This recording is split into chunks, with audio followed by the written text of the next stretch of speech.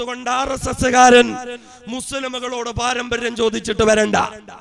RSSന്റെ പാരമ്പര്യം സ്വാതന്ത്ര്യ സമരത്തിന് പോയ ചെറുപ്പക്കാരെ തടഞ്ഞു നിർത്തി നിങ്ങളുടെ വീര്യം നിങ്ങൾ വെള്ളക്കാർക്കെതിരെയല്ല പ്രകടിപ്പിക്കേണ്ടത്, സംഘശക്തിക്ക് വേണ്ടി പ്രകടിപ്പിക്കണമെന്ന് പറഞ്ഞ് ആ ചെറുപ്പക്കാരെ പിന്തിരിപ്പിച്ചതാണ് എങ്കിൽ ഇന്ത്യയിലെ മുസൽമാന്റെ പാരമ്പര്യം ഇവിടെ പറഞ്ഞതുപോലെ ഖുർആനും ഹദീസും ഇസ്ലാമിക കർമ്മശാസ്ത്രവും മുന്നിൽ വെച്ച് സ്വാതന്ത്ര്യ സമരത്തിൽ പങ്കെടുക്കൽ ഓരോ മുസൽമാന്റെയും നിർബന്ധമായ വ്യക്തിപരമായ ബാധ്യതയാണ് എന്ന മതവിധി പുറപ്പെടുവിച്ച ഷാ അബ്ദുൽ അസീസ് ദഹ്ലവിയുടെയും ഷാ വലിയുല്ലാഹി ദഹ്ലവിയുടെയും ഖാസിം നാനൂത്തവിയുടെയും റഷീദ് അഹമ്മദ് ഗംഗോഹിയുടെയും പാരമ്പര്യമുള്ളവരാണ് ഇന്ത്യയിലെ മുസ്ലിമുകൾ. ഇന്നും ദാറുൽ ദൈവബന്ദിന്റെ മുറ്റത്തേക്ക് ചെന്നാൽ തൊട്ടടുത്തുള്ള ചത്താ മസ്ജിദിന്റെ അകത്തളങ്ങളിലേക്കുള്ള ചുവരുകളുടെ അടുക്കലേക്ക് നമ്മുടെ മൂക്കം നടുപ്പിച്ചു പിടിച്ചാൽ ഡൽഹിയുടെ ഗ്രാൻഡ് ട്രങ്ക് റോഡിന്റെ ഇരുവശങ്ങളിലുമുള്ള മണ്ണെടുത്ത് നമ്മുടെ മൂക്കിലേക്കൊന്ന് അടുപ്പിച്ചു പിടിച്ചാൽ വെള്ളക്കാർക്കെതിരെ പോരാട്ടം നടത്തിയതിന്റെ പേരിൽ തുരുതുട വെടിയുതിർക്കപ്പെട്ട് ശരീരം അതിക്രൂരമായി വെട്ടിമുറിക്കപ്പെട്ട് മരങ്ങളിൽ തൂക്കിലേറ്റപ്പെട്ട് രാജ്യത്തിനു വേണ്ടി രക്തസാക്ഷിത്വം വഹിച്ച ഇന്ത്യയിലെ മുസ്ലിമുകളുടെ പോരാട്ട വീര്യമുള്ള പണ്ഡിതന്മാരുടെ രക്തത്തിന്റെ മണം ആ ചുവരുകൾക്കും ആ മുറ്റങ്ങൾക്കും ആ മണ്ണുകൾക്കും ഉണ്ടാകും. ഇതല്ലേ ഇന്ത്യയിലെ മുസൽമാന്റെ പാരമ്പര്യം. എന്നാൽ RSSകാരുടെ പാരമ്പര്യം എന്താണ്? RSSന്റെ പാരമ്പര്യം അറിയാൻ ഇന്ത്യയിൽ നമ്മൾ അന്വേഷിച്ചിട്ട് കാര്യമില്ല. കാരണം ഇന്ത്യയിലെ മുസ്ലിമുകൾക്ക് പറയാൻ പാരമ്പര്യം പറയാൻ കുത്തബ് മിനാറുണ്ട്, താജ്മഹലുണ്ട്, അതുപോലെ തന്നെ ചെങ്കോട്ടയുണ്ട്. നമുക്ക് പറയാൻ നമ്മുടെ ഡൽഹി ജുമാ മസ്ജിദ് ഉണ്ട്. RSSകാരനോട് ഇന്ത്യയിൽ നിങ്ങൾ എന്തുണ്ടാക്കി എന്ന് ചോദിച്ചാൽ നരേന്ദ്രമോദി രാജ്യത്തിന്റെ കുറച്ച് ഭാഗങ്ങളിൽ കുറെ കക്കൂസ് പണിഞ്ഞു എന്നല്ലാതെ മറ്റൊന്നും പറയാൻ RSSകാർക്കില്ല. അതുകൊണ്ട് RSSന്റെ പാരമ്പര്യം അറിയണമെങ്കിൽ ബ്രിട്ടനിലേക്കോ പോർച്ചുഗലിലേക്കോ നമ്മൾ പോകണം. അവിടെ പോയാൽ പണ്ട് ഇന്ത്യയിൽ ഭരണം നടത്തിയ സായിപ്പന്മാരുടെ കോട്ടും സൂട്ടും ബൂട്ടും ഒക്കെ അവിടെ മ്യൂസിയങ്ങളിൽ സൂക്ഷിച്ചിട്ടുണ്ടാവും. അതിൽ നിന്ന് ഒരു ഷൂസ് നമ്മൾ വാങ്ങിയിട്ട് നല്ല പോളിഷ് ചെയ്തു വെച്ചിരിക്കുന്ന ഷൂസ് ചെറിയൊരു ഇരുമ്പ് കഷണം കൊണ്ട് നമ്മൾ ആ പോളിഷ് ഇങ്ങനെ ചുരണ്ടി ഇളക്കിയാൽ ആ പോളിഷും പെയിന്റും ഒക്കെ ഇങ്ങനെ മാറി കഴിയുമ്പോ കുറച്ചു കഴിഞ്ഞാൽ ആ ഷൂസിൽ നിന്നൊരു വല്ലാത്ത ദുർഗന്ധം പുറത്തേക്ക് വരും. എന്ത് ദുർഗന്ധമാണെന്നറിയുവോ? ഈ ഷൂസ് ധരിച്ച സായിപ്പന്മാര് ഇന്ത്യയിൽ വന്ന ഭരണം നടത്തിയപ്പോ RSSന്റെ നേതാക്കന്മാര് ആ ഷൂസ് നക്കിക്കൊടുത്തപ്പോ അന്ന് അവരുടെ വായിൽ നിന്ന് വന്ന ദുർഗന്ധം ഇന്നും ആ ഷൂസിൽ നിലനിൽക്കുന്നുണ്ട് എങ്കിൽ ഇതാണ് പൗരത്വം ചോദിക്കുന്ന അരനിക്കറിട്ട RSS തെമ്മാടികളുടെ തന്തകളുടെ പാരമ്പര്യം എന്ന് പറയുന്നത്. ഇവനാണ് ഇന്ത്യയിലെ മുസൽമാനോട് പാരമ്പര്യം ചോദിച്ചു വരുന്നത്. നമ്മളൊന്ന് തിരിച്ചറിയണം. ഇവിടെ ഒരു സവർണ രാഷ്ട്രീയത്തിന്റെ അപകടങ്ങളെ പറ്റി എനിക്ക് മുമ്പ് ബഹുമാനനായ സഹോദരൻ ഇവിടെ സൂചിപ്പിക്കുകയുണ്ടായി. അതിന്റെ കൃത്യമായ തിരിച്ചറിവുകൾ നമുക്കുണ്ടാകേണ്ടുന്നതുണ്ട്. ഇന്നിപ്പോ മുസ്ലിമുകൾക്കെതിരെ ഒരു നിയമവുമായി സംഘപരിവാരം വന്നിട്ടുണ്ട് എങ്കിൽ സംഘപരിവാരത്തിനൊരു ലക്ഷ്യമുണ്ട്. ഇന്ത്യ രാജ്യത്തെ ഏകദേശം 2025 കൂടി അവർക്കൊരു ഹിന്ദു രാഷ്ട്രമാക്കി മാറ്റണം.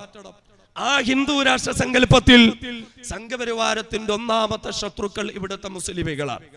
ഒന്നാമത്തെ ശത്രുക്കൾ മുസ്ലിമീങ്ങളാണ്. അതുകൊണ്ടാണ് ഇപ്പൊ മുസ്ലിമീങ്ങൾക്കെതിരെ തിരിഞ്ഞിരിക്കുന്നത്. എന്നാൽ മുസ്ലിമുകൾ കൊണ്ട് അവരുടെ ശത്രുത തീരുന്നില്ല. സംഘപരിവാരം പ്രഖ്യാപിച്ചിരിക്കുന്ന രണ്ടാമത്തെ ശത്രുക്കൾ ഇവിടുത്തെ ക്രിസ്ത്യാനികളാണ്. ഇപ്പൊ പൗരത്വം കൊടുക്കാന്നൊക്കെ പറയും. ഇപ്പൊ പല ക്രൈസ്തവ സഹോദരങ്ങളും കാര്യങ്ങളെ തിരിച്ചറിയാതെ ലവ് ജിഹാദിന്റെ വാക്കുകളുമൊക്കെ പറഞ്ഞ് പല സഭകളും സംഘപരിവാരത്തിന്റെ കൂടെ ചേരുന്നുണ്ട്. ടിപ്പു സുൽത്താനെ തീവ്രവാദിയായും കൊള്ളരുതായ്മക്കാരനായുമൊക്കെ ചിത്രീകരിക്കാൻ വേണ്ടി കേട്ട് പല കാവ്യച്ഛന്മാരും അവരുടെ കൂടെ കൂടുന്നുണ്ട്. പക്ഷേ ഒന്ന് തിരിച്ചറിയണം, രാജ്യത്തെ മുസ്ലിമുകളെ കൈകാര്യം ചെയ്തു കഴിഞ്ഞാൽ സംഘപരിവാരത്തിന് അടുത്തത് കൈകാര്യം ചെയ്തേണ്ടത് ക്രിസ്ത്യാനികളെയാണ്. അത് പലപ്പോഴും അവർ പ്രകടിപ്പിച്ചിട്ടുണ്ടല്ലോ. ഇപ്പോഴും ഒഡീഷയിലും രാജസ്ഥാനിലുമൊക്കെ നടക്കുന്നത് എന്താ? ഏകദേശം 1 മാസത്തിനുള്ളിൽ ആന്ധ്രാപ്രദേശിൽ നമ്മൾ കണ്ടില്ലേ, പരസ്യമായി പൊതുസമ്മേളനം സംഘടിപ്പിച്ച ക്രൈസ്തവ പാസ്റ്റർമാരെ സംഘപരിവാരത്തിന്റെ ഗുണ്ടകൾ പിടിച്ചു നിർത്തി ചാണകവെള്ളം കലക്കി തലയിലൂടെ ഒഴിച്ചു കൊടുത്ത രംഗങ്ങൾ നമ്മൾ കാണുന്നുണ്ട്. 10-20 കൊല്ലങ്ങൾക്ക് മുൻപ് ഇന്ത്യയിലേക്ക് കുഷ്ഠരോഗികൾക്കിടയിൽ പ്രവർത്തിക്കാൻ വന്ന ക്രൈസ്തവ മിഷനറി പ്രവർത്തകരായ ഗ്രഹാം സ്റ്റെയ്സൺ എന്ന മനുഷ്യനെയും അദ്ദേഹത്തിന്റെ പിഞ്ചുമക്കളെയും രാത്രിയുടെ നിശബ്ദതയിൽ വാഹനത്തിനുള്ളിലിട്ട് തീയിട്ട് കരിച്ചരിച്ച് ചുട്ടുകൊന്നു കളഞ്ഞ സംഘപരിവാരത്തിന്റെ ക്രൂര ചെയ്തികളെ ക്രൈസ്തവ സഭകളും സമൂഹങ്ങളും മറക്കാൻ പാടില്ല. കർത്താവിന്റെ മണവാട്ടികളായി മിഷനറി പ്രവർത്തനത്തിന് വേണ്ടി വരുന്ന എത്രയോ സഹോദരിമാരുടെ മാനമ്പിച്ച് ചീന്തിയ സംഘപരിവാരം, അവർക്ക് ക്രൈസ്തവ സമൂഹത്തോടുള്ള വെറുപ്പും വിദ്വേഷവും നമുക്ക് മറക്കാൻ പറ്റുന്നതല്ല. അതുകൊണ്ട് തന്നെ മുസ്ലിമുകൾ കഴിഞ്ഞാൽ സംഘപരിവാരത്തിന് കൈകാര്യം ചെയ്യേണ്ടത് ക്രിസ്ത്യാനികളെയാണ്. മൂന്നാമത് സംഘപരിവാരം ശത്രുക്കളായി പ്രഖ്യാപിച്ചിരിക്കുന്നത് രാജ്യത്തെ കമ്മ്യൂണിസ്റ്റുകാരായ സഹോദരങ്ങളെയാണ്. അതുകൂടി കഴിഞ്ഞാൽ സംഘപരിവാരം ലക്ഷ്യം വെക്കുന്ന ഒരു ഹിന്ദു രാഷ്ട്രം ഇവിടെ ഉണ്ടാക്കിയെടുക്കാം. പക്ഷേ അത് ഏത് ഹിന്ദു രാഷ്ട്രമാണ്? മുമ്പ് ഇവിടെ സഹോദരൻ സൂചിപ്പിച്ചതുപോലെ സവർണ ബ്രാഹ്മണ വരേണ്യ ആധിപത്യമുള്ള ഹിന്ദു രാഷ്ട്രം. മനുസ്മൃതിയുടെ നിയമമായിരിക്കും ഇവിടെ നടപ്പിലാക്കപ്പെടുന്നത്. 6000 ജാതികളുടെയും ഉപജാതികളുടെയും നിയമം ഇവിടെ കൊണ്ടുവരും. ബ്രാഹ്മണന്മാരെന്ന പേരിൽ, വൈശ്യന്മാരെന്ന പേരിൽ, ക്ഷത്രിയന്മാരെന്ന പേരിൽ, ശൂദ്രന്മാരെന്ന പേരിൽ രാജ്യത്തെ ജനങ്ങളെ പല തട്ടുകളിലാക്കും. എന്നിട്ടോ പ്രായപൂർത്തിയെത്തിയ കീഴാള കുടുംബത്തിലെ പുരുഷന്മാർക്ക് മൂക്കിന് കീഴെ മീശ വളർത്താനെന്ന അവകാശമുണ്ടാകില്ല. പ്രായപൂർത്തിയെത്തിയ കീഴാള കുടുംബത്തിലെ അമ്മ പെങ്ങന്മാർക്ക് മാറുമറയ്ക്കാൻ, നാണം മറയ്ക്കാൻ അവകാശമുണ്ടായിരിക്കില്ല. പൊതുവഴിയിലൂടെ നടക്കാനുള്ള അവകാശമില്ല. പൊതുക്കുളത്തിൽ കുളിക്കാനുള്ള അവകാശമില്ല. ഇവിടുത്തെ എല്ലാ ക്ഷേത്രത്തിലും കയറിയിട്ട് ആരാധന നടത്താനുള്ള അവകാശം അവർക്കുണ്ടാകില്ല. ഇവിടുത്തെ ദലിതന്മാരെയും ഇവിടുത്തെ കീഴാളന്മാരുടെയും ഇവിടുത്തെ പുലയന്മാരെയും ഇവിടുത്തെ പലയന്മാരെയും ഇവിടുത്തെ കീഴാളന്മാരെയും ഒക്കെ ചവിട്ടത്തേക്കുന്ന മനുസ്മൃതിയുടെ നിയമം കൊണ്ടുവരുന്ന ഒരു ഹിന്ദു രാഷ്ട്രമാണ് സംഘപരിവാരം ലക്ഷ്യം വെക്കുന്നത്. പാടത്തും പറമ്പത്തും കല്ലിനോടും മണ്ണിനോടും പടവെട്ടി പൊന്നു വിളയിക്കുന്ന കീഴാളന്മാർക്ക് അർഹമായ കൂലി കൊടുക്കില്ല തമ്പ്രാക്കന്മാർ. ആരെങ്കിലും തമ്പ്രാക്കന്മാരോട് കൂലി ചോദിച്ചാൽ കൂലി ചോദിക്കുന്ന ചെളിപ്പാടത്തിൽ ചവിട്ടി താഴ്ത്തി ശ്വാസം മുട്ടിച്ചു കൊന്നുകളയും. കീഴാളന്മാർക്ക് ഭക്ഷണം കൊടുക്കുന്നത് പറമ്പിൽ എവിടെയെങ്കിലും കുഴികുത്തി അതിൽ ഇലയിട്ട് നാൽക്കാലികൾക്ക് കൊടുക്കുന്നത് പോലെയായിരിക്കും. വെള്ളം കൊടുക്കുന്നത് മുളവെട്ടിയ പാത്രങ്ങളിലും ചിരട്ടകളിലുമായിരിക്കും. മൃഗങ്ങളുടെ പരിഗണന പോലും ആ പാവങ്ങൾക്ക് നൽകപ്പെടുകയില്ല. അങ്ങനെ പൊതുവഴിയിലൂടെ മേലാളന്റെ പല്ലക്കുജമെന്ന് വരുന്ന മല്ലന്മാർ ഹോയ് ഹോയ് എന്ന ശബ്ദമുയർത്തുമ്പോൾ ആ ശബ്ദം കേട്ട് 30 അടി വാരത്തിൽ അധികം മാറി നിന്നിട്ട് യശമാ തമ്പ്ര എന്ന് കൈകൂപ്പിയിട്ട് തല താഴ്ത്തിയിട്ട് വിളിക്കാൻ വിധിക്കപ്പെടുന്ന രാജ്യത്തെ കീഴാളന്മാരുടെയും ആദിവാസികളുടെയും ദലിതുകളുടെയും ഒരു ഇന്ത്യ. ആ ഇന്ത്യയാണ് സംഘപരിവാരത്തിന് ഉണ്ടാക്കിയെടുക്കേണ്ടത്. ആ ഇന്ത്യ ഉണ്ടാക്കിയെടുക്കണമെങ്കിൽ സംഘപരിവാരത്തിന് ആദ്യം മുസ്ലിമുകളെ ഇവിടെ നിന്ന് ഒഴിവാക്കണം. കാരണം സംഘപരിവാരത്തിന്റെ വരേണ്യ സവർണ ബ്രാഹ്മണ മാടമ്പിസത്തെ തകർത്തു കളഞ്ഞത് ഇവിടുത്തെ മുസ്ലിമുകളായിരുന്നു. ഇവിടുത്തെ കീഴാളന്മാരോടൊപ്പം മുസ്ലിമുകൾ സഹകരിച്ചു, അവരോട് സഹവസിച്ചു, അവരോടൊപ്പം ഇരുന്ന് ഭക്ഷണം കഴിച്ചു, അവർക്ക് നല്ല ഭക്ഷണം കൊടുത്തു, അവർക്ക് നല്ല ജോലി കൊടുത്തു, അവരോടൊപ്പം നിന്ന് ജോലി ചെയ്തു. മഹാനായ ടിപ്പു സുൽത്താൻ റഹിമഹുള്ള കേരളത്തിന്റെ മണ്ണിലൂടെ കടന്നുപോയപ്പോൾ മാറുമറയ്ക്കാത്ത അവർണ കുടുംബത്തിലെ അമ്മ പെങ്ങന്മാർക്ക് സവർണന്മാരെ വെല്ലുവിളിച്ചുകൊണ്ട് മാറുമറയ്ക്കാൻ ടിപ്പു സുൽത്താൻ ചേല വിതരണം ചെയ്തു. ഇന്നും തൃശൂർ ചേലക്കര എന്നു പേരുള്ള നാട് സ്ഥിതി ചെയ്യുന്നതിന്റെ പിന്നിലുള്ള ചരിത്രവും അത് തന്നെയാണ് എങ്കിൽ നാം തിരിച്ചറിയണം, മുസ്ലിമുകളെ ഇല്ലായ്മ ചെയ്താലേ സംഘപരിവാരം ലക്ഷ്യം വെക്കുന്നതായ ഒരു ഹിന്ദു രാഷ്ട്രം ഇവിടത്തെ അവർണരെ അടിച്ചമർത്തി അവർക്ക് ഉണ്ടാക്കിയെടുക്കാൻ പറ്റുകയുള്ളൂ. അതുകൊണ്ട് തന്നെ മുസ്ലിമുകളെ രാജ്യത്ത് നിന്നില്ലായ്മ ചെയ്യണം. നമുക്കറിയല്ലോ, ഇപ്പൊ തന്നെ സംഘപരിവാരം മനുസ്മൃതിയുടെ നിയമങ്ങൾ പലപ്പോഴും പലയിടങ്ങളിലും അവർ നടപ്പിലാക്കിയിട്ടില്ലേ. ഉത്തരേന്ത്യൻ സംസ്ഥാനങ്ങളിൽ ഇല്ലാത്ത കുറ്റങ്ങൾ പറഞ്ഞിട്ട് പാവപ്പെട്ട കീഴാള കുടുംബത്തിലെ അമ്മ പെങ്ങന്മാരെ പരിപൂർണ നഗ്നരാക്കിയിട്ട് പരസ്യ വിചാരണയ്ക്ക് വിധേയരാക്കുന്നുണ്ട് സംഘപരിവാരം. ദലിതുകൾ പഠിക്കുവാനോ ഉയരുവാനോ പാടില്ല. അവർ മേലാളന്മാരുടെ മലഞ്ചുമക്കാനും ചെരുപ്പ് കുത്താനും വിധിക്കപ്പെട്ടവരെന്നതിന്റെ നിയമം കൊണ്ടുവന്നിട്ട് രോഗിത്വമില എന്ന ഗവേഷണ വിദ്യാർത്ഥിയായ ചെറുപ്പക്കാരനെ പോലും പടിയടച്ച് പിണ്ടം വെച്ച് ചാണകവെള്ളം തളിച്ചിട്ട് ശുദ്ധികലശം നടത്തുമ്പോൾ എന്റെ ജനനമാണ് എന്റെ ശാപം എന്ന് പറഞ്ഞൊരു ജാൻ കയറിൽ ആ ചെറുപ്പക്കാരൻ ജീവൻ എടുക്കേണ്ടി വന്നത് ഞാനും നിങ്ങളും കണ്ടിട്ടുള്ളതല്ലേ. ഇപ്പോഴും ഗുജറാത്തിലും മുനയിലും പല സ്ഥലങ്ങളും ഉൾപ്പെടെ തെരുവോരങ്ങളിൽ ചത്തുപോയി ദിവസങ്ങൾ പഴക്കമുള്ള ചീഞ്ഞു നാറുന്ന പുഴുവരിക്കുന്ന പശുവിന്റെ തോലുരിച്ചെടുത്ത് കടകമ്പോളങ്ങളിൽ കച്ചവടം ചെയ്തിട്ട് കുടുംബത്തിന്റെ പട്ടിണി മാറ്റാമെന്ന് കരുതുന്ന പാവപ്പെട്ട ദലിതുകളായ സഹോദരന്മാരെ പട്ടാപ്പകല് പൊരിവെയിലത്ത് പോസ്റ്റിൽ കെട്ടിയിട്ട് പേപ്പട്ടികളെ പോലെ തല്ലിച്ചതയ്ക്കുന്ന സംഘപരിവാരത്തിന്റെ ഹിന്ദു രാഷ്ട്രത്തില് ഇവിടുത്തെ കീഴാളന്മാർക്ക് സ്വസ്ഥമായി ജീവിക്കാൻ പറ്റുമെന്ന് നമ്മൾ കരുതണ്ട. 10ഉം 11ഉം വയസ്സുള്ള കുഞ്ഞുങ്ങളെ പോലും മേലാളന്റെ പറമ്പിലൂടെ കടന്നു എന്നതിന്റെ പേരിൽ തല്ലിക്കൊന്നില്ലേ സംഘപരിവാരം. 1.5 വയസ്സുള്ള ദലിത് കുടുംബത്തിൽപ്പെട്ട കുഞ്ഞുപോലും പൊതുവഴിയിൽ മൂത്രമൊഴിച്ചു എന്നതിന്റെ പേരിൽ ആ കുഞ്ഞിനെ കൈകാര്യം ചെയ്ത സംഘപരിവാരം സൃഷ്ടിച്ചെടുക്കുന്ന ഹിന്ദു രാഷ്ട്രത്തിൽ ഇന്ത്യ രാജ്യത്തെ കീഴാളന്മാർക്ക് സ്വസ്ഥതയോടുകൂടി ജീവിക്കാൻ പറ്റുമെന്ന് നമ്മൾ കരുതണ്ട. അതുകൊണ്ട് സംഘപരിവാരം ലക്ഷ്യം വെക്കുന്നത് സവർണ ബ്രാഹ്മണ മാടമ്പി തമ്പുരാക്കന്മാർ അരങ്ങുവാഴുന്ന ഒരു ഹിന്ദു രാഷ്ട്രപാട് എങ്കിൽ ആ ഹിന്ദു രാഷ്ട്രം പടുത്തെത്താൻ ഒന്നാമതായി ഇവിടുത്തെ മുസ്ലിമുകളെ ഉന്മൂലനം ചെയ്യണം. അതിനുവേണ്ടി പല കള്ളിക്കളികളും അവർ കളിക്കും. നമ്മുടെ കൂട്ടത്തിൽ നിന്ന് തന്നെ പല കപട വിശ്വാസികളെയും അവർ വിലക്കെടുക്കും. ആരിഫ് മുഹമ്മദ് ഖാൻ കേൾക്കുമ്പോൾ വലിയ ഈമാനുള്ള പേരാണ്. പിന്നെന്താണ് ബാദുഷാ തങ്ങൾ. തങ്ങൾമാർക്ക് അതിരുകടന്ന ആദരവ് കൊടുക്കുന്ന ഇസ്ലാമിക സമൂഹത്തിനിടയിൽ ആശങ്കയുണ്ടാക്കാൻ വേണ്ടിയിട്ട് ഒരു ബാദുഷാ തങ്ങളെ കൊണ്ടുവന്നിരിക്കുന്നു. പ്രവാചകരുടെ കുടുംബത്തിൽപ്പെട്ടവരെയൊക്കെ ആദരിക്കുകയും ബഹുമാനിക്കുകയും ചെയ്യുന്നവരാണ് നാം ഓരോരുത്തരും. എന്നാൽ റസൂലുള്ളാന്റെ കുടുംബത്തിൽപ്പെട്ടു എന്ന് കരുതി അബൂലഹബിനെ ആദരിക്കാൻ നമ്മൾ ആരും തയ്യാറാവുകയില്ല എങ്കിൽ ശത്രുക്കളോടൊപ്പം ചേർന്ന ബാദുഷാ തങ്ങളെ ഇറക്കിയിട്ട് കളിക്കുകയാണ് സംഘപരിവാരം. പിന്നെ എന്താ, ഇപ്പൊ അബ്ദുള്ള കുട്ടിയാണ് താരം. RSS കൊടുത്തിരിക്കുന്ന കാവിക്കളച്ചവും വലിച്ചു കെട്ടി നമ്മൾ പ്രവാചകന്റെ ആളാണ് എന്ന് പ്രസംഗിച്ചുകൊണ്ട് നടക്കുകയാണ് അദ്ദേഹം. അയാൾക്കിപ്പോ വലിയ ധൃതിയാണ്. മുസ്ലിമുകളൊക്കെ നോമ്പ് പിടിക്കുന്നു, മുസ്ലിമുകളൊക്കെ ദുആ ചെയ്യുന്നു, എന്നിട്ട് ഈ നിയമം സ്റ്റേ ചെയ്യപ്പെടുന്നില്ലല്ലോ. അപ്പൊ അള്ളാഹുവിന് പോലും ഈ നിയമമാണ് ഇഷ്ടം.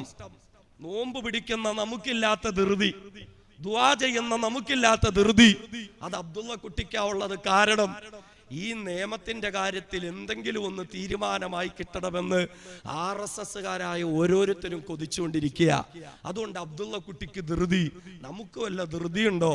ഇന്ന് നോമ്പ് പിടിച്ചിട്ട് നാളെ തന്നെ പരിഹാരം കാണുമെന്നൊന്നും നമുക്ക് ധൃതിയൊന്നുമില്ല. ഫറോവയ്ക്കെതിരെ മൂസാ നബി ദുആ ചെയ്ത് 40 വർഷം കഴിഞ്ഞിട്ട് ആ പടച്ചവൻ തീരുമാനമെടുത്ത്. അബൂലഹബ് നശിക്കട്ടെ എന്ന ആയത്തിറങ്ങി 15 വർഷം കഴിഞ്ഞിട്ടാണ് അള്ളാഹു തീരുമാനമെടുത്തത്. എന്ന് മാത്രമല്ല, അബ്ദുള്ള കുട്ടിമാരൊന്ന് തിരിച്ചറിഞ്ഞുകൊള്ളുക, ഞങ്ങൾ നോമ്പ് പിടിക്കുന്നതും ഞങ്ങൾ ദുആ ചെയ്യുന്നതുമൊക്കെ CAA എന്ന നിയമം പിൻവലിക്കാനാണ് എന്ന് അബ്ദുള്ള കുട്ടിയോട് ആരാ പറഞ്ഞത്? ആ തെറ്റിദ്ധാരണ മാറ്റിവെക്കുക. ഇൻഷാ അല്ലാഹ് RSSന്റെ ശവപ്പെട്ടിയിൽ അവസാന അടിയടിക്കുന്നത് വരെയും ഞങ്ങളുടെ ദുആക്കളും ഞങ്ങളുടെ നോമ്പുകളും ഞങ്ങൾ തുടർന്നു കൊണ്ടേയിരിക്കും. അബ്ദുള്ള കുട്ടിമാർ ധൃതി പിടിച്ചിട്ട് കാര്യമൊന്നുമില്ല. എന്ന് മാത്രമല്ല, അബ്ദുള്ള കുട്ടിക്ക് ഇപ്പോഴും അയാളുടെ റോൾ എന്താന്ന് തിരിച്ചറിഞ്ഞിട്ടില്ല. ഹിന്ദു പുരാണങ്ങളിലൊക്കെ നേരിട്ട് ആണുങ്ങളോട് യുദ്ധം ചെയ്യാൻ പറ്റാതെ വരുമ്പോ ഇടയ്ക്ക് ശിഖണ്ഡികളെ നിർത്തുന്ന ഒരു ഏർപ്പാടുണ്ട്. ശിഖണ്ഡി എന്ന് പറഞ്ഞാൽ ആണുമല്ല പെണ്ണുമല്ല, ആണും പെണ്ണും കെട്ടവർ. അങ്ങനെ ഒരു പരിപാടിയുണ്ട് കേരളത്തിൽ. ഇപ്പൊ RSSകാർക്ക് നേരിട്ട് മുസ്ലിങ്ങളോട് ഏറ്റുമുട്ടാൻ പറ്റാത്തത് കൊണ്ട് അവർക്ക് ഇടയ്ക്ക് നിർത്താൻ ഒരു ശിഖണ്ഡിയെ വേണം. ആ കാര്യത്തില് RSSകാർക്ക് ഒരു തെറ്റും പറ്റിയിട്ടില്ല. ഇപ്പൊ നിങ്ങൾക്ക് കേരളത്തിൽ നിന്ന് കിട്ടാവുന്ന നല്ല ഒന്നാം തരം ആണും പെണ്ണും കെട്ട സാധനം അത് അബ്ദുള്ള കുട്ടി തന്നെയാണ്. അത് അബ്ദുള്ള കുട്ടി മാത്രമാണ്. ഇങ്ങനെ പല ആളുകളെയും വിളിച്ചിട്ട് കളിക്കും. പിന്നെന്താ, ഇടയ്ക്ക് പ്രധാനമന്ത്രിയുടെ ഒരു പ്രസ്താവന, വസ്ത്രം കണ്ടാൽ പ്രക്ഷോഭകരെ തിരിച്ചറിയാം. താടി ഉണ്ടാവും, തൊപ്പി ഉണ്ടാവും, നിസ്കാരത്തഴമ്പുണ്ടാവും, പർദ്ദയുണ്ടാവും, മഫ്തയുണ്ടാവും. പക്ഷെ എന്തു പറ്റി? പ്രധാനമന്ത്രി പ്രസ്താവന ഇറക്കി നിമിഷങ്ങൾക്കുള്ളിൽ പ്രക്ഷോഭകരിൽ നിന്നൊരു മനുഷ്യൻ ഇങ്ങനെ വസ്ത്രം അഴിച്ചിട്ട് തന്റെ പൂണൂല് കാണിച്ചു കൊടുക്കുന്നു എങ്കിൽ മുസ്ലിമുകളോടൊപ്പം ആത്മാഭിമാനത്തോടൊപ്പം നിൽക്കുന്നതായ ഹിന്ദു സഹോദരന്മാരുള്ള ഈ നാട്ടിൽ നാട്ടിൽ എത്ര അബ്ദുള്ള കുട്ടിമാരെ RSS വിലക്കെടുത്താലും നമുക്കെന്താ? നമുക്കതൊരു പ്രശ്നമാണോ? വസ്ത്രം അഴിച്ചു വെച്ച്, കുരിശുമാല ഊരി വെച്ച്, നെറ്റിയിൽ ചാർത്തിയിരുന്ന ചന്ദനം മായിച്ചു കളഞ്ഞ്, പർദയും മഫ്തയും ഇട്ട് മുസ്ലിം സഹോദരിമാരോടൊപ്പം പോരാടുന്ന ആത്മാഭിമാന ബോധമുള്ള ഹൈന്ദവ സഹോദരിമാരില്ലേ ഇന്ത്യ രാജ്യത്ത്? ഇവിടെയാണ് സംഘപരിവാരം കളിക്കുന്നത്. MSc പ്രത്യേക വിഭാഗത്തിൽ തനിക്ക് 1ാം റാങ്ക് കിട്ടിയപ്പോൾ മെഡൽ നൽകാൻ വരുന്നത് രാഷ്ട്രപതിയാണെന്ന് തിരിച്ചറിഞ്ഞ തൊട്ടടുത്ത കോട്ടയത്ത് കറുകച്ചാൽ സ്വദേശിനിയായ കാർത്തിക എന്ന പെൺകുട്ടി അവൾ തിരിച്ചു പറഞ്ഞു, ഈ CAA നിയമത്തിൽ ഒപ്പുചാർത്തിയ രാഷ്ട്രപതി അയാൾ എനിക്ക് യാതൊരുവിധ മെഡലും തരണ്ട, ആ ഒപ്പ് പിൻവലിച്ചിട്ട് താങ്കൾ എനിക്ക് മെഡൽ തന്നാ മതി. ഇവിടെയാണ് RSSകാര് മതം പറഞ്ഞിട്ട് ഭിന്നിപ്പിക്കാൻ നോക്കുന്നത്. അപ്പൊ എന്താ പല സ്ഥലങ്ങളും നമ്മൾ കാണുന്നുണ്ടല്ലോ, പ്രക്ഷോഭങ്ങളൊക്കെ അസർ മഗ്രിബ് ഇശാഇനിടയിലാണ് നടക്കുന്നത്. നിസ്കരിക്കാൻ സ്ഥലമില്ലാതെ വരുമ്പോ പലയിടങ്ങളിലും അമ്പലങ്ങളുടെ മുറ്റങ്ങളിലും ചർച്ചുകളുടെ മുറ്റങ്ങളിലും മുസ്ലിമുകൾക്ക് വേണ്ടി നിസ്കാരപ്പായ വിരിക്കാൻ ഇന്ത്യയിലായ അമുസ്ലിമുകൾ തയ്യാറായിട്ടുണ്ട് എങ്കിൽ RSSകാരൊരു കാര്യം തിരിച്ചറിഞ്ഞോ, മതത്തിന്റെ പേരിൽ ഈ സമരത്തെ നിങ്ങൾക്ക് പല തട്ടുകളിലാക്കാമെന്ന് നിങ്ങൾ വ്യാമോഹിക്കുന്നെങ്കിൽ നിങ്ങളൊന്ന് തിരിച്ചറിയണം, സ്വാതന്ത്ര്യ സമരം നടക്കുന്ന സമയത്ത് നിങ്ങളെക്കാൾ ഉഗ്രവിഷമുണ്ടായിരുന്ന നിങ്ങളുടെ മുൻഗാമികളുണ്ടല്ലോ. ഇന്ത്യ രാജ്യത്തെ ഹിന്ദുവിനെയും മുസ്ലിമിനെയും തമ്മിലകറ്റാൻ അങ്ങനെയുള്ള മുൻഗാമികളായ നിന്റെയൊക്കെ തന്തമാര് വിചാരിച്ചിട്ട് നടന്നിട്ടില്ല. പിന്നെയാണോ ഇപ്പൊ ഇവിടെ RSSകാർ വിചാരിച്ചാൽ നടക്കാൻ പോകുന്നത്? ഇതൊന്നും ഇവിടെ നടക്കാൻ പോകുന്നില്ല. ഇവിടുത്തെ ഹിന്ദുവും ഇവിടുത്തെ മുസ്ലിമും ഇവിടുത്തെ ക്രിസ്ത്യാനിയും മതമുള്ളവനും മതമില്ലാത്തവനും എല്ലാം ഒന്നിച്ചാണ്. അതുകൊണ്ട് രാജ്യത്തൊരു 2ാം സ്വാതന്ത്ര്യ സമരം നടക്കുന്നു. 1ാം സ്വാതന്ത്ര്യ സമരം ഇന്ത്യക്കാരും വെള്ളക്കാരും തമ്മിലായിരുന്നു എങ്കിൽ 2ാം സ്വാതന്ത്ര്യ സമരം ഇന്ത്യക്കാരും കൊള്ളക്കാരും തമ്മിലാണ് നടന്നുകൊണ്ടിരിക്കുന്നത്. ഒരു ഭാഗത്ത് ഇന്ത്യക്കാരെല്ലാം, ഒരു ഭാഗത്ത് മറുഭാഗത്തിന്റെ കൊള്ളയടിക്കുന്ന കൊള്ളക്കാരായ RSSകാർ. ഇപ്പോ കേരളത്തിൽ ഇങ്ങനെ വലിയ വീരവാദം മുഴക്കി വലിയ മുദ്രാവാക്യമൊക്കെ വിളിച്ചുകൊണ്ട് RSSകാര് നടക്കും. ഗുജറാത്ത് മറന്നിട്ടില്ലല്ലോ, ഗുജറാത്ത് നിങ്ങൾ മറന്നിട്ടില്ലല്ലോ, അന്ന് ഒരു തൃശ്ശൂലൊന്നും അകത്ത് വെച്ചിട്ടില്ല. RSSകാർ ആരെങ്കിലും കേൾക്കുന്നെങ്കിൽ നിങ്ങൾ ഓർത്തോ, ഗുജറാത്ത് ഞങ്ങൾ മറന്നിട്ടില്ലടോ, എല്ലാം ഞങ്ങൾ കൃത്യമായി വരവ് വെച്ചിട്ടുണ്ട്. അതുകൊണ്ട് അത് ഞങ്ങൾ മറന്നിട്ടൊന്നുമില്ല. പിന്നെ ഈ ഗുജറാത്ത് ഓർമ്മിപ്പിക്കുന്ന എന്താ? അവിടെ നമ്മുടെ സഹോദരി സഹോദരന്മാരെ വെട്ടിയും കുത്തിയും വയറുകീറിയും തീയിട്ട് കരിച്ചു മരിച്ചുമൊക്കെ കൊന്നുകളഞ്ഞ പോലെ വേണമെങ്കിൽ കേരളത്തിന്റെ മണ്ണിൽ ഞങ്ങളത് വീണ്ടും ആവർത്തിച്ചേക്കാം എന്നൊരു ധ്വനിയൊക്കെ ഉയർത്തി RSS ഇങ്ങനെ മുദ്രാവാക്യം വിളിക്കുകയാണ് എങ്കിൽ RSSകാരൊരു തിരിച്ചറിയുക, ഇന്ത്യ രാജ്യത്തെ ജനങ്ങൾ തിരിച്ചു പറയാനുള്ളത്, നിങ്ങൾ ഇനിയും ഗുജറാത്ത് ആവർത്തിക്കാനാണ് ഭാവമെങ്കിൽ, ഇങ്ങോട്ട് ഗുജറാത്താണ് എങ്കിൽ RSSകാരെ തിരിച്ചങ്ങോട്ടും ഗുജറാത്ത് തന്നെ ആയിരിക്കും. മറ്റൊരു തീരുമാനവും ഇന്ത്യയിലെ ജനങ്ങൾക്കില്ല. ഇങ്ങനെ ഭീഷണിപ്പെടുത്തുക. പക്ഷെ നടക്കുന്ന എന്താണെന്നറിയോ? ആസാമില് RSSകാരനായ മുഖ്യമന്ത്രി വീട്ടിൽ നിന്ന് പുറത്തിറങ്ങാൻ പറ്റുന്നില്ല. വീടിന്റെ പിന്നാമ്പുറത്ത് ഒരു ഏണി ചാരി വെച്ചിട്ട് മതില് ചാടിയിട്ട് രക്ഷപ്പെടുക. RSSകാരൊക്കെ കാണുന്നുണ്ടാവുമല്ലോ. അതുകൊണ്ട് പൊന്നുമക്കളെ, വീട്ടില് നല്ല ഉറപ്പുള്ള ഓരോ ഇരുമ്പേണി വാങ്ങിച്ചു സൂക്ഷിച്ചു വെച്ചോ. നാളെ ഒരു ദിവസം പാതിരാത്രി മതില് ചാടി രക്ഷപ്പെടാനെങ്കിലും ഉപകരിക്കപ്പെട്ടേക്കും. ആ അവസ്ഥയിലേക്ക് രാജ്യം എത്തിച്ചേർന്നിരിക്കുകയല്ലേ. ഇന്ത്യ രാജ്യത്ത് ഒരു 2ാം സ്വാതന്ത്ര്യ സമരത്തിന് തുടക്കം കുറിച്ചിരിക്കുന്നു. ഈ യുദ്ധം ഇവിടെ തുടങ്ങിയത് RSSകാരായ ഭരണാധികാരികളാണ്. എന്നാൽ ഇന്ത്യയിലെ ജനങ്ങൾ തിരിച്ചു പറയുന്നു, ഈ യുദ്ധം തുടങ്ങിയത് നിങ്ങളാണ് എങ്കിലും ഈ യുദ്ധം അവസാനിപ്പിക്കാൻ നിങ്ങൾക്ക് പറ്റില്ല. ഈ യുദ്ധം അവസാനിപ്പിക്കുന്നത്, ഈ യുദ്ധത്തിന്റെ അവസാനം വിജയം കൈവരിക്കുന്നത് ഇൻഷാ അല്ലാഹ് ഇന്ത്യയിലെ ജനങ്ങളായിരിക്കുമെന്നുള്ളത് RSSകാരും ഇവിടുത്തെ ഭരണാധികാരികളും തിരിച്ചറിഞ്ഞുകൊള്ളുക. രാജ്യം അങ്ങനെയാണ് പോയിക്കൊണ്ടിരിക്കുന്നത്. പിന്നെ RSSകാരെ പാവ ഒരുപാട് സ്വപ്നം കണ്ടുപോയി. മുസ്ലിങ്ങളൊക്കെ ഇവിടുന്ന് അങ്ങ് ഓടിപ്പോകുമ്പോ നമ്മുടെ സ്വത്തും സമ്പത്തും ഒക്കെ പിടിച്ചെടുക്കാമെന്ന് സ്വപ്നം കണ്ടിരുന്നു പോയി. ടൗണുകളിലുള്ള മാളുകളും കണ്ട്, ഷോപ്പിംഗ് കോംപ്ലക്സും കണ്ട്, കടകമ്പോളങ്ങളും ഒക്കെ കണ്ട് അതൊക്കെ അങ്ങ് വീതിച്ചെടുക്കാൻ നമ്മളൊക്കെ ഇവിടുന്ന് അങ്ങ് പോവും. RSSകാരൊക്കെ ഒരു കാര്യം തിരിച്ചറിഞ്ഞോ? ഇതിപ്പോ പഴയ ഇന്ത്യയൊന്നും അല്ല, ഇതിപ്പോ പഴയ ഇന്ത്യയൊന്നുമല്ല. പണ്ട് നിന്റെയൊക്കെ തൃശൂലങ്ങളുടെ മുമ്പിൽ കൈകൂപ്പി നിന്ന കുത്തുബുദ്ദീൻ അൻസാരിമാരെ നീയൊക്കെ കണ്ടിട്ടുണ്ടാവുള്ളൂ. ഇപ്പൊ അവസ്ഥയൊക്കെ മാറി. ഇപ്പോഴൊക്കെ നിന്റെ കയ്യിലിരിക്കുന്ന തൃശൂലം പിടിച്ചു വാങ്ങാൻ കെൽപ്പുള്ള ആൺകുട്ടികളും പെൺകുട്ടികളുമുള്ള രാജ്യമാണ് ഇന്ത്യ. RSSകാരൻ അത് തിരിച്ചറിഞ്ഞോ? അതുകൊണ്ട് ഞങ്ങൾ ഇൻഷാ അല്ലാഹ് ഇന്ത്യയുടെ മണ്ണിൽ ജനിച്ചവരാണ് എങ്കിൽ ഇവിടെ തന്നെ ഇൻഷാ അല്ലാഹ് ഞങ്ങൾ ജീവിക്കും, ഇവിടെ തന്നെ ഇൻഷാ അല്ലാഹ് ഞങ്ങൾ മരിക്കും. എവിടേക്ക് പോകാനും ഞങ്ങൾ തീരുമാനിച്ചിട്ടില്ല. ഇനി ഒരു കാര്യം തിരിച്ചറിഞ്ഞോ? ഏതെങ്കിലും ഒരു സന്ദർഭത്തില് ഇന്ത്യയിലെ മുസ്ലിമുകൾക്ക് ഇന്ത്യ വിട്ട് എവിടേക്കെങ്കിലും പോകേണ്ടുന്ന ഒരവസ്ഥ വന്നാൽ വെറും കൈയോടുകൂടി ഞങ്ങൾ പോകാൻ തീരുമാനിച്ചിട്ടില്ല. RSSകാരെ അങ്ങനെ പോകേണ്ടി വന്നാൽ അതിനു മുമ്പ് നിന്നെയൊക്കെ പറഞ്ഞു വിടേണ്ടടുത്തേക്ക് പറഞ്ഞു വിട്ടിട്ടല്ലാതെ ഒരു മുസ്ലിം ഇവിടുന്ന് പോവില്ല. അങ്ങനെ ഒരു തീരുമാനവും നമ്മൾ എടുത്തിട്ടില്ല. അതുകൊണ്ട് തന്നെ എന്റെ പ്രിയപ്പെട്ട സഹോദരങ്ങളെ, ഈ പോരാട്ടം സംഘപരിവാർ സിദ്ധാന്തത്തിനെതിരെയായിരിക്കട്ടെ, ഈ പോരാട്ടം RSS സിദ്ധാന്തത്തിനെതിരെയാകട്ടെ. കേവലം ഒരു CAA പിൻവലിച്ചത് കൊണ്ട് രാജ്യത്തെ പ്രശ്നങ്ങൾ തീരൂല, ഒരു NRC പിൻവലിച്ചത് കൊണ്ട് രാജ്യത്തെ പ്രശ്നങ്ങൾ തീരൂല. ഇവിടെ പല പ്രശ്നങ്ങളുമുണ്ട്. ബാബരി മസ്ജിദിന്റെ പ്രശ്നം ഒരു വലിയ പ്രശ്നമാണ്. 421 വർഷം ആരാധന നടത്തിയ ഒരു സ്ഥലം സംഘപരിവാരത്തിന്റെ അന്ധവിശ്വാസത്തിന്റെ പേരിൽ അവർക്ക് വിട്ടുകൊടുക്കണമെന്ന് പറഞ്ഞാൽ ഹിന്ദുക്കളുടെ വിശ്വാസമല്ല, സംഘപരിവാരത്തിന്റെ അന്ധവിശ്വാസമാണത്. അങ്ങനെ വിട്ടുകൊടുക്കേണ്ടി വന്നാൽ ഇത് കോടതിയുടെ കീഴ്വഴക്കമാവും. 3003 പള്ളികളുടെ ലിസ്റ്റ് ഉണ്ട് സംഘപരിവാരത്തിന്റെ കയ്യിൽ. മറ്റേതെങ്കിലും പള്ളി വന്ന് തകർത്തിട്ട് പിന്നെയും കേസിന് പോകുമ്പോ 421 വർഷം ആരാധന നടത്തിയ പള്ളി കൊടുത്ത കേസ് ഇവിടെ ഉണ്ട്, അത് വിട്ടുകൊടുക്കാമെങ്കിൽ പിന്നെ നിങ്ങൾക്ക് എന്താ കൊടുത്തൂടെ എന്ന് കോടതി ചോദിക്കും. എന്തോ മറുപടി പറയും? ഏതെങ്കിലും ചർച്ച തകർത്തിട്ട് ഞങ്ങളുടേതാണെന്ന് സംഘപരിവാരം പറഞ്ഞിട്ട് ക്രിസ്ത്യാനികൾ കേസിന് പോകുമ്പോ 421 വർഷം ആരാധന നടത്തിയ സ്ഥലം ഇവന്മാരുടെ അന്ധവിശ്വാസത്തിന് വിട്ടുകൊടുത്ത കീഴ്വഴക്കം ഇവിടെ ഉണ്ട്, അതുകൊണ്ട് നിങ്ങളും വിട്ടുകൊടുക്കണമെന്ന് പറയുമ്പോ വിട്ടുകൊടുക്കാൻ പറ്റുമോ?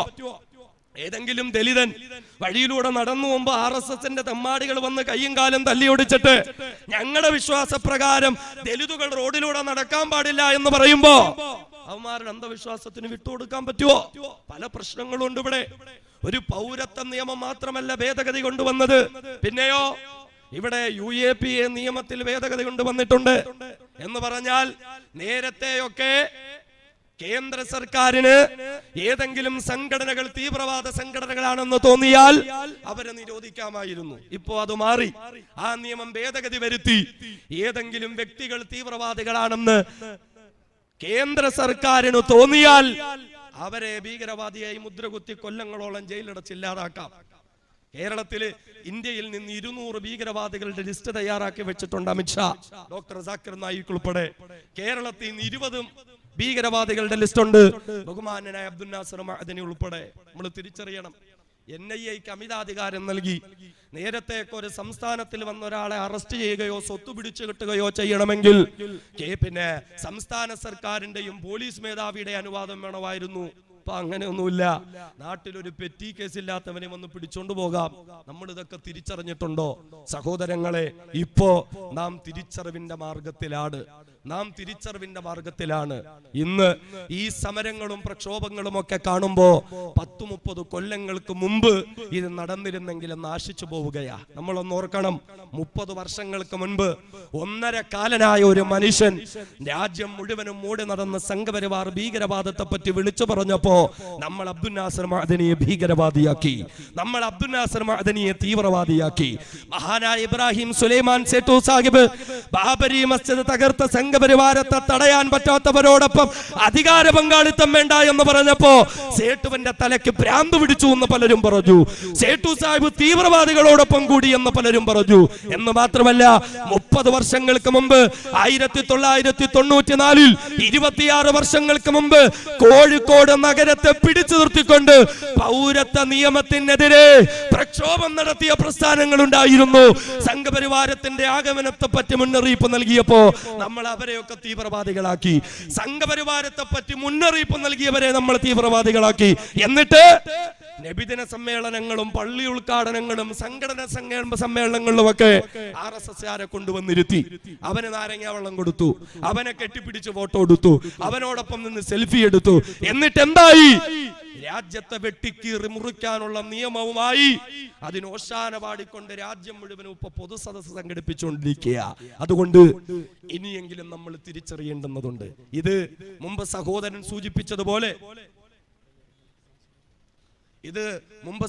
സൂചിപ്പിച്ചതുപോലെ ഇതൊരു നിയമം പിൻവലിക്കുന്നതോടുകൂടി അവസാനിക്കുന്നതല്ല, മറിച്ച് ഇന്ത്യ രാജ്യത്തുനിന്ന് സംഘപരിവാർ സിദ്ധാന്തം തുടച്ചു നീക്കപ്പെടേണ്ടുന്നതുണ്ട്. അതുകൊണ്ട് ഇന്ത്യയിൽ നിന്ന് ആരും പുറത്തു പോകാൻ തീരുമാനിച്ചിട്ടില്ല.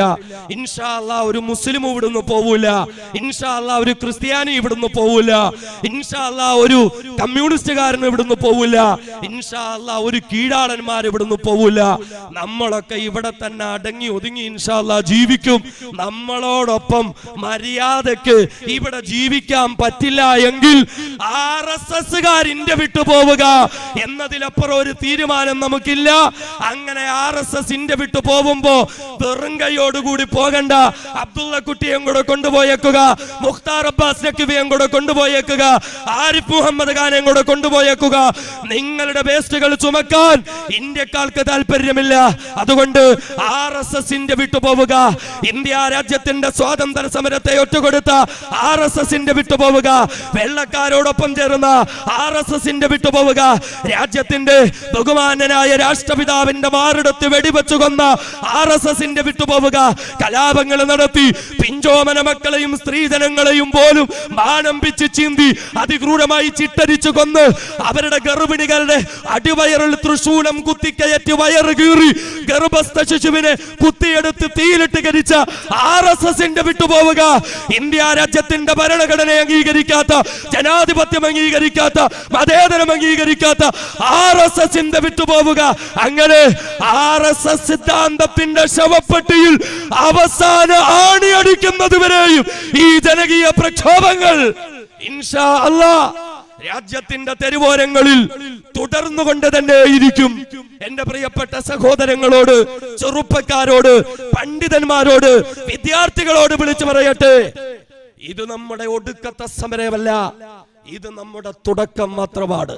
ഇനി ഇതിലും വലിയ പ്രക്ഷോഭങ്ങൾ, ഇനി ഇതിലും വലിയ പോരാട്ടങ്ങൾ, ഇതിലും വലിയതായ സമരമുറകൾ എത്ര തന്നെ പോലീസിനെയും പട്ടാളത്തെയും നിരത്തി നിർത്തിയാൽ ലാത്തികളും തോക്കുകളും ബാരിക്കേഡുകളും ഒക്കെ രാജ്യത്തിന്റെ തെരുവുകളിലൂടെ പാറിപ്പറക്കുന്ന പോരാട്ടങ്ങൾക്ക് രാജ്യം സാക്ഷ്യം വഹിക്കാൻ പോവുകയാണ് എന്നുള്ള തിരിച്ചറിവോടുകൂടി രക്തസാക്ഷിത്വത്തെ മോഹിച്ചുകൊണ്ട് നമുക്ക് ഓരോരുത്തർക്കും മുന്നോട്ട് പോകാം. സർവേശ്വരനായ തമ്പുരാൻ അതിന് സൗഭാഗ്യം നൽകുമാറാകട്ടെ എന്ന പ്രാർത്ഥനയോടുകൂടി ഈ സമര പോരാട്ടങ്ങൾ ഇനിയും മുന്നോട്ട് തുടർന്ന് പോവുക. ഇതിന് മുൻകൈയെടുത്ത എല്ലാ നല്ലവരായ ചെറുപ്പക്കാർ, ഇതിന്റെ സംഘാടകർ, നേതൃത്വം കൊടുത്ത എന്റെ പ്രിയ സുഹൃത്തുക്കളായ പണ്ഡിതന്മാർ, അനീബ് മൗലവി, പ്രിയ സുഹൃത്ത് അനസ് മൗലവി, അതേപോലെ ഷമീ മൗലവി ഉൾപ്പെടെ എല്ലാവർക്കും അള്ളാഹു അർഹമായ പ്രതിഫലം നൽകുമാറാകട്ടെ എന്ന പ്രാർത്ഥനയോടെ നിങ്ങളുടെ പ്രാർത്ഥനകളിൽ വിനീതനം ഓർക്കണം എന്നുള്ള വസിയത്തോടു കൂടി നിർത്തുന്നു. വആഖിറു ദഅ്വാനാ അനിൽ ഹംദുലില്ലാഹി റബ്ബിൽ ആലമീൻ. അസ്സലാമു അലൈക്കും വറഹ്മത്തുള്ളാഹി തആല വബറകാതുഹു. പ്രൗഢോജ്വലമായി ഈ സദസ്സിന് സന്ദേശം നൽകിയ അഫ്സൽ കാസിമി അവർക്ക് ഈ സദസ്സിൻ്റെ പേരിലുള്ള അഗൈരവമായ കടപ്പാടറിയിക്കുന്നു. ഈ യോഗം നമ്മൾ നേരത്തെ 10 വരെ പറഞ്ഞിരുന്നതാണ്. പക്ഷേ ഈ സമ്മേളനം കൊള്ളയുടെ അടുത്ത് കൊണ്ടിട്ടുണ്ട് എന്നുള്ളത് കൊണ്ട് സമയം നമ്മൾ ചുരുക്കി 10 മണിക്ക് നിർത്തണമെന്ന് പോലീസ് ഉദ്യോഗസ്ഥർ അറിയിച്ചിട്ടുള്ളത് കൊണ്ട് യോഗത്തിന് നന്ദി അറിയിക്കുന്നതിനായി അസീമിനെ ആദരപൂർവ്വം ക്ഷണിച്ചോളുന്നു.